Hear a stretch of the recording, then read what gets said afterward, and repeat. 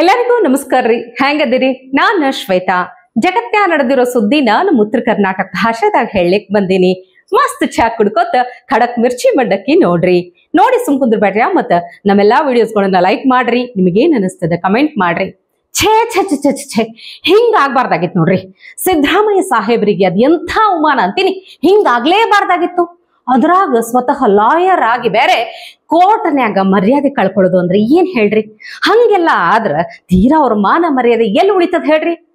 ನಾನಿರುವುದೇ ನಿಮಗಾಗಿ, ಕಣ್ಣೀರೇಕೆ ಬಿಸಿ ಉಸಿರೇಕೆ, ಬಾಳುವಿರೆಲ್ಲ ಹಾಯಾಗಿ ಅಂತ ಹಾಡು ಹೇಳ್ಕೊಂಡು ಅಧಿಕಾರಕ್ಕೆ ಬಂದಿದ್ದು ಸಿದ್ದರಾಮಯ್ಯನವರು. ತಗೊಳ್ಳಿ, ಎಲ್ಲ ಕೇಸ್ ವಾಪಸ್ ಅಂತ ಅಂದ್ಬಿಟ್ರು. ಆದ್ರ ಅದ್ರ ಪರಿಣಾಮ ಏನಾಗಿದೆ ಅಂತ ಹೇಳ್ತೀನಿ ಕೇಳ್ರಿ. ಸಿದ್ದರಾಮಯ್ಯನವರು ತಮ್ಮಂದ ತಾವು ಶಿವ ಅಂತ ಅಂದ್ಕೊಂಡ್ಬಿಟ್ಟಾರೋ ಏನೋ. ಶಿವ ಅಂದ್ರ ಮತ್ತೆ DK ಶಿವಕುಮಾರ್ ಅವ್ರ ಅಲ್ರಿ, ಮಹಾಶಿವ ಪರಮಶಿವನ ಬಗ್ಗೆ ಮಾತಾಡ್ಲಿಕ್ಕತ್ತೀನಿ ನಾನು. ನೋಡ್ರಿ, ಯಾಕಂದ್ರ ಅಧಿಕಾರಕ್ಕೆ ಬಂದ ಕೂಡ್ಲೆ ತಮ್ಮ ಜಿಹಾದಿ ಭಕ್ತರಿಗೆ ವರ ಕೊಟ್ಟಿದ್ದು ತಥಾಸ್ತು ಅಂತ ಅಂದಿದ್ದು. ಭಾಗ್ಯಗಳನ್ನಂತೂ ಬಿಡ್ರಿ, ಅವ ಯಾವ್ದೋ ಪೊಲೀಸ್ ಜೀಪನ್ನೇ ಸುಟ್ಟು ಹಾಕಿ ಕಲ್ಲು ಹೊಡೆದು ಗದ್ಲಿ ಎಬ್ಸಿದ ದಾಳಿಕೋರರ ಮೇಲಿನ ಕೇಸ್ಗಳನ್ನು ಹೊಳ್ಳೆ ತಗೊಂಡು ಬಿಡೋದಾ? ಹಬ್ಬಬ್ಬಬ್ಬಾ, ಏನ್ರಿ ಸಿದ್ದರಾಮಯ್ಯನವರು ಎಂಥ ಕರುಣಾಮಯಿ ಅಂತೀನಿ. ಬಹುಶಃ ಈ ಕಾಂಗ್ರೆಸ್ ಜೀನ್ಸ್ನಾಗೆ ಅದು ಬಂದ್ ಬಿಟ್ಟದಂತ ಅನಿಸ್ತದ. ಅದು ಸಿದ್ದರಾಮಯ್ಯನವರು ಧೋತ್ರಕ್ಕೂ ಟ್ರಾನ್ಸ್ಫರ್ ಆಗೈತಿ. ಈ ಬಾಂಬ್ ಇಟ್ಟವರನ್ನೇ ಬ್ರದರ್ಸ್ ಅಂತ ಅನ್ಬೇಕಾದ್ರ ಇದ್ಯಾವ ಮಹಾ ಹೇಳ್ರಿ? ಅಕ್ಟೋಬರ್ 15, 2024 ಸಿದ್ದರಾಮಯ್ಯನವರು ಬಾಂಧವರ ಮ್ಯಾಲಿದ್ದ ಎಲ್ಲಾ ಒಂದು 43 ಕ್ರಿಮಿನಲ್ ಕೇಸ್ಗಳನ್ನ ಹೊಳ್ಳೆ ತಗೊಂಡು ಆದೇಶ ಹೊರಡಿಸ್ಬಿಡ್ತಾರ. ಎಷ್ಟಾದ್ರೂ ಅವ್ರಿಂಗ್ಲೇ ಅಲ್ಲೇನ್ರಿ ಸಿದ್ದರಾಮಯ್ಯನವರು CM ಆಗಿದ್ದು, ಅಧಿಕಾರಕ್ಕೆ ಬಂದಿದ್ದು. ನಾವಲ್ರಪ್ಪ ಇದೆಲ್ಲ ಹೇಳಿಕತ್ತಿದ್ದು. ನಿನ್ನೆ ಮುಸ್ಲಿಮ್ರೇ ಹೇಳಿದ್ ಕೇಳಿರಿಲ್ವ? ಮುಂದಿನ ಸರ್ಕಾರವು ಮುಂದಿನ ಆಡಳಿತ ಯಾರ ಕೈಗೆ ನೀಡಬೇಕು ಎಂದು ಇಲ್ಲಿನ ಮುಸಲ್ಮಾನರು ತೀರ್ಮಾನಿಸುತ್ತಾರೆ. ಮುಂದಿನ ಸರ್ಕಾರವು ಮುಂದಿನ ಆಡಳಿತ ಯಾರ ಕೈಗೆ ನೀಡಬೇಕು ಎಂದು ಇಲ್ಲಿನ ಮುಸಲ್ಮಾನರು ತೀರ್ಮಾನಿಸುತ್ತಾರೆ. ನಮ್ಮದೇ ಸರ್ಕಾರ, ನಾವು ಮಾಡಿದ್ದೇ ರೂಲ್ಸು, ನಾವು ಮಾಡಿದ್ದೇ ಆಟ ಅಂತ ಸಿದ್ದರಾಮಯ್ಯನವರ ಶ್ರೀರಕ್ಷೆಯಲ್ಲಿ ಎಲ್ಲಾ ಜೈಲಿನಿಂದ ಹೊರಗೆ ಬಂದು ಮಸ್ತ್ ಮಜಾ ಮಾಡ್ಕೊಂಡಿದ್ರು. ಆದ್ರೆ ಈಗ ಸುಪ್ರೀಂ ಕೋರ್ಟ್ ಸಿದ್ದರಾಮಯ್ಯನವರಿಗೆ ಶೇಪ್ ಔಟ್ ಮಾಡಿ ಕಳಿಸ್ಬಿಟ್ಟೆ ಪಾಪ. ನ್ಯಾಯಮೂರ್ತಿ NV ಅಂಜಾರಿಯಾ ಅವರು ಸುಪ್ರೀಂ ಕೋರ್ಟ್ ಜಡ್ಜ್ ಆಗಿ ನೇಮಕಗೊಂಡಿದ್ದು ಕರ್ನಾಟಕ ಹೈಕೋರ್ಟ್ನ್ಯಾಗ ಕಡಿ ಸಲ ಒಂದು ತೀರ್ಪನ್ನು ಪ್ರಕಟಿಸ್ಯಾರ. ಆ ಕಡಿ ತೀರ್ಪನ್ಯಾಗ ಈ ಕೇಸ್ ವಾಪಸ್ ತಗೊಂಡಿರೋ ಎಲ್ಲಾ ಸರ್ಕಾರದ ಆದೇಶನ ರದ್ದು ಮಾಡಿ ಸಿದ್ದರಾಮಯ್ಯನವ್ರ ಸರ್ಕಾರಕ್ಕೆ ಶಾಕ್ ಕೊಟ್ಬಿಟ್ಟಾರ. ಅಲ್ಲೇನ್ರಿ ಮತ್ತ ಹಿಂಗ್ ಇವ್ರಿಗೆ ಬೇಕಾದವ್ರಿಗೆ ಎಲ್ಲಾ ಬಾಂಬ್ ಇಟ್ಟವ್ರ ಸಹಿತ ಕೇಸ್ ಹೊಳ್ಳೆ ತಗೊಳ್ಕೋತ್ ಕುಂತ್ರ ಹೆಂಗಾಗ್ತದ ಹೇಳ್ರಿ? ನೀವ ವಿಚಾರ ಮಾಡ್ರಿ. ಉದಯಪುರದಾಗ ಆಯ್ತಲ್ಲ, ಹಂಗೆ ಆಗ್ಬಿಡ್ತದ. ಮತ್ತ ಈ ಇಬ್ರು ಹಲಾಲ್ ಕೋರ್ರನ್ನ ನೀವು ನೋಡಿರ್ತೀರತ್ ಅನ್ಕೋತೀನಿ ನಾನು. ಈ ನೂಪುರ್ ಶರ್ಮಾ ಪರ ಪೋಸ್ಟ್ ಹಾಕಿದ್ದಕ್ಕೆ ಕನ್ಹಯ್ಯಲಾಲ್ ಅವರ ತಲಿನೇ ಕತ್ತರಿಸಿದವ್ರು. ಇದಾಗಿ ಇನ್ನ 2 ವರ್ಷನೂ ಆಗಿಲ್ಲ. ಅಷ್ಟ್ರಾಗೆ ಜಾಮೀನ್ ತಗೊಂಡು ವಾಪಸ್ಸು ಹೊಳ್ಳೆ ಹೊರಗೆ ಬಂದಾರ. ಅಡ್ಡಾಡ್ಕೊಂಡು ತಿರ್ಗಾಡ್ಲಿಕ್ಕತ್ತಾರ. ಬಂದುಕೊಂಡು ವಿಡಿಯೋ ಬೇರೆ ಮಾಡ್ಯಾರ. ಹೇಳೋದ್ ಕೇಳ್ರ ಅವ್ರ ಮೊದಲು. अस्सलाम वालेकुम वरहमतुल्लाहि बरकातू। मैं मोहम्मद रियाज अत्तारी जी, हमारे घोष मोहम्मद भाई उदयपुर के अंदर जो मालदा स्टेट वाला है उसका सर कलम कर दिया है। लब्बैक या रसूलुल्लाह, हम जी रहे आपके लिए और मरेंगे भी आपके लिए। ए नरेंद्र मोदी सुन ले, आग तूने लगाई है और हम बुझाएंगे हम इंशाअल्लाह। अगर ये छुरा मेरे रब से दुआ करता हूँ, तेरी गर्दन तक भी जरूर पहुंचेगा इंशाअल्लाह, और कुतिया तक भी पहुंचेगा। लब्बैक या रसूलुल्लाह। अब नारा लगाओ उदयपुर वालों, गुस्ताखी नबी की एक ही सजा, सर सन से जुदा। दुआ में याद रखना। ಕೇಳಿದ್ರೆ ಮೋದಿ ಅವರಿಗೂ ಈ ಚಾಕು ಬರ್ತದ ಅಂತ ಹೇಳ್ತಾರ. ನಮ್ಮ ಕಾನೂನು ಹೆಂಗದ ನೋಡ್ರಪ್ಪ. ಇಂಥ ರಾಕ್ಷಸರುಗಳಿಗೆಲ್ಲ ಜಾಮೀನು ಕೊಟ್ಟು ಹೊರಗೆ ಕಳಿಸ್ತಾರಲ್ಲ, ಏನ್ ಹೇಳುದ್ರಿ? ಅದಕ್ಕೆ ರೀ ಹಿಂಗಾಗಿದ್ದಕ್ಕೆ ನಮ್ಮ ಮಂದಿಗೆ ನ್ಯಾಯಾಲಯದ ಮ್ಯಾಲ ನಂಬಿಕೆನೇ ಹೋಗ್ಲಿಕ್ಕತ್ತದ. ಸಾಯೋ ತನಕ ಇಂಥವ್ರಿಗೆಲ್ಲ ಜೈಲ್ನಾಗೆ ಕೊಳಿಬೇಕು, ಇಲ್ಲ ನೇಣ್ ಹಾಕಿ ತೆಗೆದು ಬಿಡ್ಬೇಕು ಒಂದ ಏಟಿಗೆ. ಅವಾಗ್ಲೇ ಸರಿ ಆಗೋದು ನೋಡ್ರಪ್ಪ. ಬಿಡ್ರಿ, ಅದಕ್ಕೆಲ್ಲ ಈ ಕಾಂಗ್ರೆಸ್ ಮಂದಿ ಬಿಡ್ಬೇಕಲ್ಲೇನ್ರಿ? ಅವ್ರು ಬಿಡುದಿಲ್ರಿ. ಅವ್ರಿಗೆ ಬಹಳ ಸಾಫ್ಟ್ ಕಾರ್ನರ್.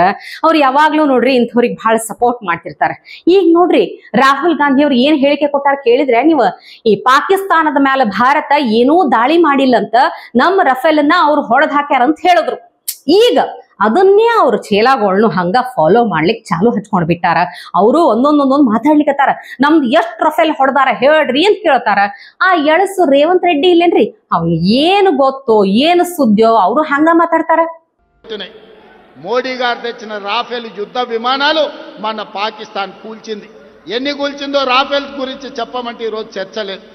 ఈరోజు మన దేశం కాదని ఇతర దేశాల నుంచి రాఫెల్ యుద్ధ విమానాలను కొనుగోలు చేసిన మోడీ గారు మీరు జవాబు చెప్పండి. మన పాకిస్తాన్తో జరిగిన యుద్ధంలో ఎన్ని రాఫెల్ యుద్ధ విమానాలు పాకిస్తాన్ నేలగూల్చిందో మీరు లెక్క చెప్పండి. గొప్పల కోసం వేల కోట్ల రూపాయల కాంట్రాక్టులు మీకు కావాల్సిన వాళ్ళకి ఇచ్చి ఇవాళ రాఫెల్ యుద్ధ విమానాలు కొన్నారు. అవెందుకు నేలగూలినాయో ಇಯಾಲ ಪ್ರಜలకు ಸಮಾಧಾನ చెప్పాలి. ನಾವು ನೀವೆಲ್ಲ ಗಂಗಾ ನಾಗವಲ್ಲಿಯಾಗಿ ಬದಲಾಗಿದ್ದನ್ನೂ ನೋಡಿವಿ. ಕಾಂಗ್ರೆಸ್ ನಾಯಕರು ಪಾಕಿಸ್ತಾನದ ಸ್ಪೋಕ್ಸ್ ಪರ್ಸನ್ ಆಗಿ ಬದಲಾಗ್ಲಿಕ್ಕತ್ತಿದ್ದನ್ನೂ ನೋಡ್ಲಿಕ್ಕತ್ತೀವಿ. ಆದ್ರೆ ಪಾಪ ಪಾಕಿಸ್ತಾನದ ಪ್ರಧಾನಿನೇ ಅಯ್ಯೋ ನಮ್ಮ ಏರ್ ಬೇಸ್ ಹೊಡೆದು ಬಿಟ್ರು ಅಂತ ಹೇಳಿಕತ್ತಾರ. And then, ladies and gentlemen, we on 9th and 10th night we decided to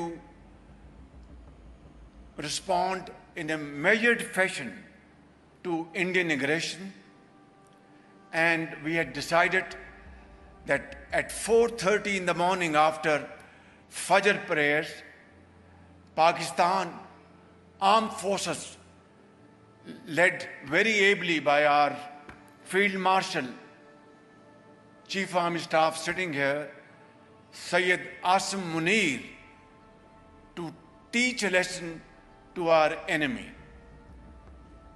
But before that hour reached, India again launched missile attacks, BrahMos, and hit Pakistan's various provinces, including airport in Rawalpindi and other places. ಇದನ್ನ ಕೇಳಿ ನಗುವುದೋ ಅಳುವುದೋ ನೀವೇ ಹೇಳ್ರಿ. ಪಾಪ ನಸಿಕ್ನ್ಯಾಗ 4:15 ಪಾಕಿಸ್ತಾನದವರು ಭಾರತದ ಮೇಲೆ attack ಮಾಡಬೇಕು ಅಂತಿದ್ರಂತ. ಆದ್ರೆ ಅದಕ್ಕಿಂತ ಮೊದಲೇ ಅದೇ ರಾತ್ರಿ 2:15 ಇಂಡಿಯನ್ ಆರ್ಮಿ ಬ್ರಹ್ಮೋಸ್ ಕಳಿಸಿ ನಮ್ಮ ಏರ್ ಬೇಸ್ ಅನ್ನೇ ಉಡಿಸ್ ಮಾಡ್ಬಿಟ್ರು ಅಂತ ಅಳ್ಳಿಕತ್ತಾರೀಗ. ಅದು ಏನು ಕರ್ಮನೋ ಏನೋ ನೋಡ್ರಪ್ಪ. ಪಾಕಿಸ್ತಾನದ ಪ್ರಧಾನಿ ಭಾರತ ನಮ್ಮ ಏರ್ ಬೇಸ್ಗಳನ್ನ ನಾಶ ಮಾಡ್ತು ಅಂತ ಹೇಳ್ತಾರೆ. ಪಾಕಿಸ್ತಾನದ ಆರ್ಮಿ ಚೀಫ್ ಇಂಡಿಯಾ ಅಟ್ಯಾಕ್ ಮಾಡಿ ನಮ್ಮ ಏರ್ ಬೇಸ್ ಎಲ್ಲ ಹೊಡೆದ್ರು ಅಂತ ಹೇಳ್ತಾರ. ಇನ್ ಇಂಡಿಯನ್ ಆರ್ಮಿ ನಾವು ಪಾಕಿಸ್ತಾನದ ಒಂದಿಷ್ಟು ಏರ್ ಬೇಸ್ಗಳನ್ನ ಧ್ವಂಸ ಮಾಡಿವಿ ಅಂತ ಹೇಳ್ತಾರ. ಆದ್ರ ಎಲ್ಲದರ ನಡುವ ಕಾಂಗ್ರೆಸ್ನವರು ಮಾತ್ರ ಡಿಫ್ರೆಂಟ್ ನೋಡ್ರಪ್ಪ. ಆಪರೇಷನ್ ಸಿಂಧೂರ್ ಫೇಲ್ ಅಂತಾರ, ಇಂದಿರಾ ಗಾಂಧಿ ರಾಕ್ಸ್ ಅಂತ ಕೊಂತ ಬಿಟ್ಟಾರ. ಅಲ್ರಿ, ಇಂಟರ್ನೆಟ್ ವಿಡಿಯೋಗಳು ಇಷ್ಟೆಲ್ಲ ಸಾಕ್ಷಿ ಇದ್ದಾಗೆ ಹಿಂಗ ಹಸಿ ಹಸಿ ಸೋಳು ಹೇಳ್ತಾರಂತಂದ್ರ ಇನ್ ಯಾವ್ದೂ ಇಲ್ಲಾರ್ದಾಗ ಏನ್ ಕಥೆ ಆಗಿರಬಹುದು ನೀವ ವಿಚಾರ ಮಾಡ್ರಿ. ಈ ಕಾಂಗ್ರೆಸ್ನ್ಯಾಗ ನೋಡ್ರಿ ಒಂದು ಮುತ್ತುಗಳಿದ್ದಂಗ್ರಪ್ಪ. ಈ ರಮ್ಯಾ ಅದ್ ಎಲ್ಲಿಂದ ಬರ್ತಾರೋ ಏನ್ ಕತಿನೋ ಗೊತ್ತಿಲ್ಲ. ಪಾಕಿಸ್ತಾನ ಅಂದ್ರ ಅದು ಸ್ವರ್ಗ ಇದ್ದಂಗ ಐತಿ ಅಂತಂತಾರ. ಬೈದ್ ಕೂಡ್ಲೆ ಓಡ್ ಹೋಗ್ಬಿಡ್ತಾರ. ಮತ್ ಬರ್ತಾರ, ಮತ್ತೇನೋ ಕತಿ ಹುಡಿತಾರೆ. ಈಗೇನಾಗ್ಯದ ಗೊತ್ತಾ, ಕಮಲ್ ಹಾಸನ್ ಪರ ಬ್ಯಾಟಿಂಗ್ ಮಾಡ್ಲಿಕ್ಕ ಪ್ರಯತ್ನ ಪಡ್ಲಿಕ್ಕತ್ತಾರ.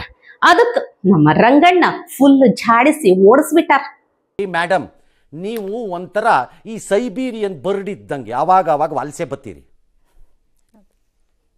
ನೀವು ಒಂಥರ ವಲಸೆ ಹಕ್ಕಿ ಅಲ್ರಿ.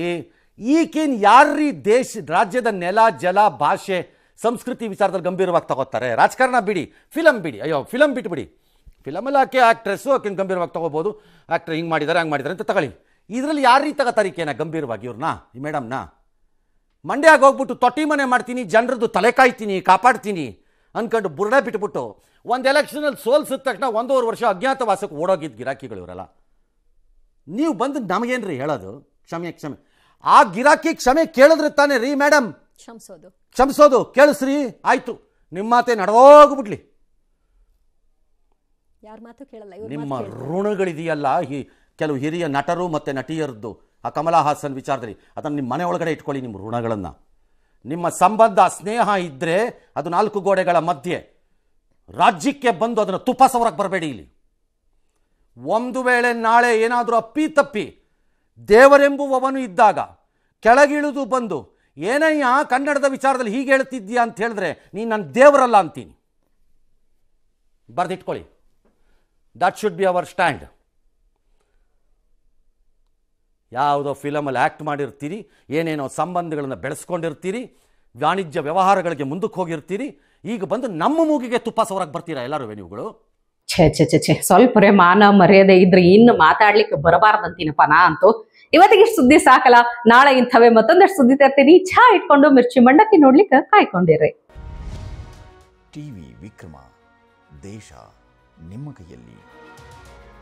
ಈ ಕಾರ್ಯಕ್ರಮ ನಿಮಗೆ ಇಷ್ಟ ಆಗಿದ್ದಲ್ಲಿ ಲೈಕ್, ಶೇರ್ ಹಾಗೂ ಕಮೆಂಟ್ ಮಾಡಿ. ಟಿವಿ ವಿಕ್ರಮದ ಕಾರ್ಯಕ್ರಮಗಳನ್ನು ನಿರಂತರವಾಗಿ ವೀಕ್ಷಿಸಲು ಸಬ್ಸ್ಕ್ರೈಬ್ ಮಾಡಿ, ಬೆಲ್ ಐಕನ್ ಒತ್ತಿ.